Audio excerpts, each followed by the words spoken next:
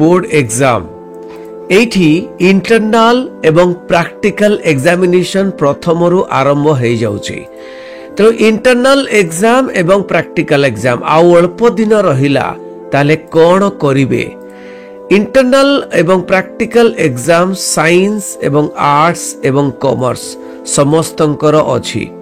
Internal exam MIL English math history political science economics logic Odia optional एवं sociology रे अछि।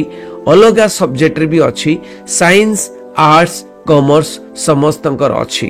कोन करिवे केमिति प्रस्तुति करिवे। Practical exam physics chemistry bio education psychology home science सबुथिरे अछि।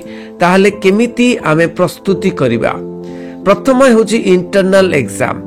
प्रथम पॉइंट होची क्वेश्चन पैटर्न जानतो। इंटरनल एग्जाम रे केउ पैटर्न रो आसीबो। 1 मार्किया एमसीक्यू प्रश्न केतोटी पडिबो आउ 2 मार्किया प्रश्न केतोटी पडिबो एवं 3 मार्किया प्रश्न केतोटी पडिबो ए सब जानतो। सिलेबस जानतो जे केउठु पडिबो। यूनिट 1 किंबा 2 केउठु पडिबो।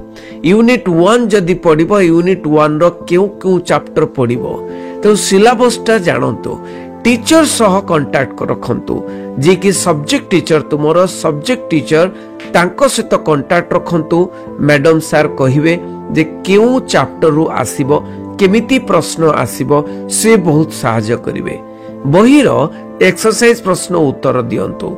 जो तुमरो ओडिया बही हो किंबा एमआईएल ओडिया हो साहित्य ज्योतिष साहित्य दीप्ति किंबा हिस्ट्री पॉलिटिकल साइंस इकोनॉमिक्स रो जो ब्यूरो बही अछि से ब्यूरो बही रो एक्सरसाइज प्रश्न उत्तर करि दियंतु। काइना प्राय प्रश्न एक्सरसाइज चैप्टर परवर्ती एक्सरसाइज रु ही आसीबो। प्रश्नावली जोटा को कहंती सेट प्रश्न करंतु। इंटरनल एग्जाम रो सेट प्रश्न माई CHS class HK sir channel रे सेट प्रश्न गुडी को दिया जाउची। अभिकल नकल प्रश्न ताकू करंतु। मॉक टेस्ट अटेंड करंतु। जेते बेले भी मॉक टेस्ट करा जाउची निजको टेस्ट करूचो सेते बेले टेस्ट निहाती दियो एवं जेते भी लाइव वीडियो होची ताहाकू देखो। तापरे प्रैक्टिकल एग्जाम रो प्रोसेस जानंतु। केमिति केमिति प्रैक्टिकल हबो केमिति केमिति टेस्ट हबो केमिति केमिति इंटरव्यू हबो ए सब विषय जानंतु। टीचर सह कांटेक्ट रखंतु जे टीचर ही बतई परिवे जे कोन कोन केमिति प्रैक्टिकल हबो प्रैक्टिकल खाता केमिति तैयारी करिवे प्रैक्टिकल केमिति हुए एवं केमिति प्रश्न पचरा जाए। प्रैक्टिकल कॉपी को अपडेट रखंतु। जहाँ भी हो निजर प्रैक्टिकल खाता को अपडेट रखंतु। प्रैक्टिकल प्रश्न प्रस्तुति करंतु। कौ सिलेबस रु प्रश्न आसीबो केमिति प्रश्न आसीबो टीचर सह संपर्क कला परे प्रैक्टिकल प्रश्न प्रस्तुति करंतु एवं प्रश्न गुडी को पढंतु। जा फल कि इंटरव्यू रे जेते बेले एक्सटर्नल पचारिबे तुरंत आंसर जेमिति कहि दियो।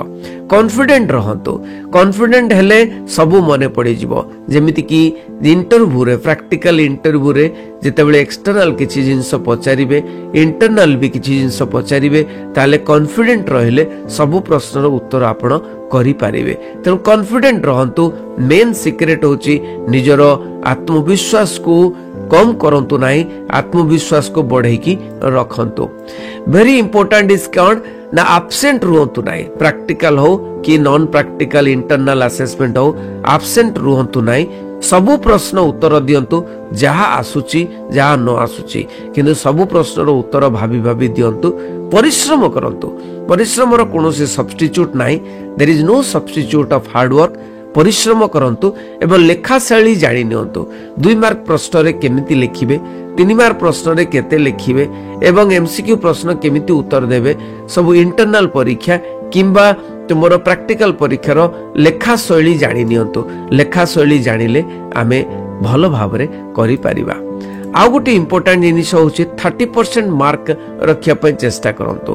तुमे तो जानितो प्रैक्टिकल रे मिनिमम 9 मार्क रखिया को पड़े किंतु इंटरनल ए पर्यंत किछि कुआ जाई नाही नोटिफिकेशन रे किंतु हुए तो परवर्ती मुहूर्त रे 6 मार्क रखिया पय कोनोसी डिटेल आसी जाई पारे। तेणु कहीं ना 30% मार्क 20 मार्क रो 30% होची 6 मार्क एवं प्रैक्टिकल रे 30% मार्क होची 9 मार्क। ठीक अच्छे तेणु समस्त को थैंक यू धन्यवाद समस्ते शेयर करिवे समस्त को ए वीडियोटी बहुत इंपोर्टेंट। बंदे उत्कल जनानी।